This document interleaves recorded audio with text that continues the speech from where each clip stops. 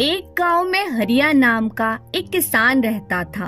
उसकी आमदनी इतनी अच्छी थी कि वह अपनी पत्नी और बेटी का पेट आसानी से पाल सके।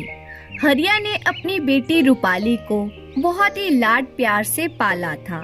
रूपाली अपने पिता को बहुत प्यार करती थी। हरिया की पत्नी हर रोज दोपहर को खाना तैयार करती और रूपाली वे भोजन लेकर अपने पिता के पास खेत पर जाती थी।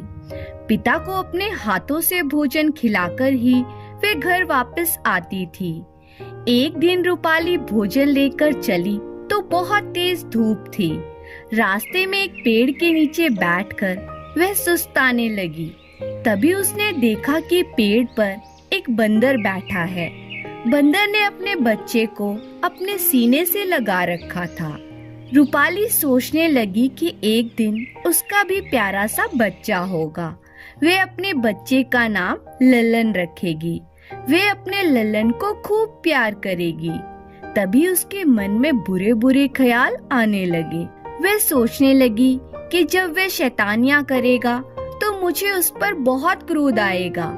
वह शैतानी करके इधर उधर भागता फिरेगा। यदि किसी दिन वह सीढ़ियों में भागने लगेगा तो सीढ़ियों से गिर जाएगा। फिर मेरे ललन को चोट लग जाएगी। अगर चोट ज्यादा लग गई तो वे मर जाएगा। ओह, मेरे ललन का क्या होगा? यही सोचते सोचते वे रोने लगी और बार बार कहने लगी, मेरा ललन, मेरा ललन। वे घंटों बैठी रोती रही और अपने पिता का भोजन ले जाना भूल गई। जब रूपाली बहुत देर तक घर वापस नहीं पहुंची तो उसकी माँ ने सोचा कि अपने पति को जाकर बताना चाहिए कि रूपाली घर वापस नहीं लौटी है। वे खेत की ओर चल दी। रास्ते में उसने रूपाली को एक पेड़ के नीचे बैठकर रोते हुए देखा तो उसने अपनी बेटी के पास जाकर पूछा, बेटी, तुम क्यों रो रही हो? रूपाली मेरा ललन कहकर रोती रही और अपने रोने का कारण माँ को बताया। उसकी माँ पूरी बात सुनकर बिना सोचे समझे मेरा ललन कहकर रोने लगी। माँ बेटी दोनों बैठकर आंसू बहाने लगी। हरिया को दोपहर का भोजन नहीं मिला था। इस कारण उसे क्रोध आ रहा था। शाम होते ही वे घर के लिए वापस चल दिया। रास्ते में अपनी पत्नी व बेटी को रोते देखकर उसने सोचा कि जरूर कोई अनहोनी दुर्घटना घटित हुई होगी जिसके कारण दोनों रो रही हैं।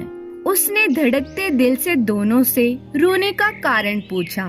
कारण सुनकर वे क्रोध से पागल हो उठा। उसे समझ में नहीं आ रहा था कि वह अपनी पत्नी और बेटी की मूर्खता पर हंसे या क्रोध में अपने बाल नोच ले। वे चीख कर बोला, इस दुनिया में तुम दोनों से बड़ा मूर्ख और पागल कोई और नहीं मिल सकता। मैं जा रहा हूँ और तभी घर वापस आऊंगा जब तुमसे भी बड़े मूर्ख मुझे मिल जाएंगे। हरिया की पत्नी और बेटी रूपाली उसके पीछे पीछे खुशामद करने दौड़ी, परंतु हरिया तब तक दूर निकल चुका था। चलते चलते हरिया पास के एक गांव में पहुंचा। उसने देखा कि एक जगह भीड़ लगी थी। उसने भीतर घुसकर कारण जानने का प्रयास किया तो पता लगा कि लोग एक तालाब के चारों ओर जमा थे। पानी में चांद दिखाई दे रहा था। अनेक व्यक्ति इस बात का दावा कर रहे थे कि वे चांद को पकड़कर दिखाएंगे। हर व्यक्ति चांद पकड़ने की फीस देकर आगे आता, फिर पानी में चांद पकड़ने की कोशिश करता था। बाकी लोग दर्शक बनकर तालियां बजा रहे थे और चांद पकड़ने की बाजी का मजा ले रहे थे। हरिया लोगों की मूर्खता देखकर आगे बढ़ा। वहाँ उसने देखा कि एक बूढ़ी औरत का एक टीन के डिब्बे में हाथ फंस गया है। कई लोग उसका हाथ खींचकर निकालने का प्रयास कर रहे हैं। बुढ़िया दर्द के मारे चीख रही थी, परंतु हाथ बाहर नहीं निकल रहा था। हरिया ने पूछा कि माजरा क्या है। उसे बताया गया कि डिब्बे में गेहूं भरी हुई है और बुढ़िया मुट्ठी में गेहूं भरकर निकालने का प्रयास कर रही थी। तभी उसका हाथ डिब्बे में फंस गया और वह अब निकल नहीं रहा है। इतने में एक व्यक्ति बोला, मुझे हाथ बाहर निकालने की एक आसान तरकीब समझ में आ गई है। इससे बूढ़ी माँ को थोड़ा दर्द तो होगा, परंतु कम से कम हाथ तो बाहर आ जाएगा। सबने पूछा, ऐसी कौन सी तरकीब है?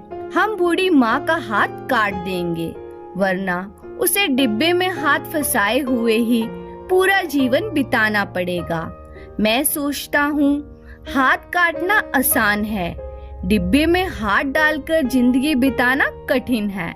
इतने में दूसरा व्यक्ति बोला, तुम कमाल करते हो भाई, इससे बेहतर तरकीब यह है कि डिब्बे को नीचे से काट दिया जाए।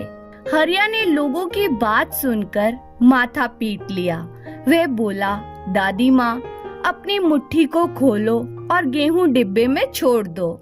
हरिया का इतना कहना था कि बुढ़िया ने मुट्ठी से गेहूं छोड़ दी और उसका हाथ बाहर निकल गया।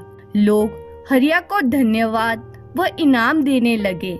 हरिया बहुत दुखी मन से घर की ओर ये सोचते हुए वापस चल दिया कि शायद इस दुनिया में मूर्खों की कमी नहीं है।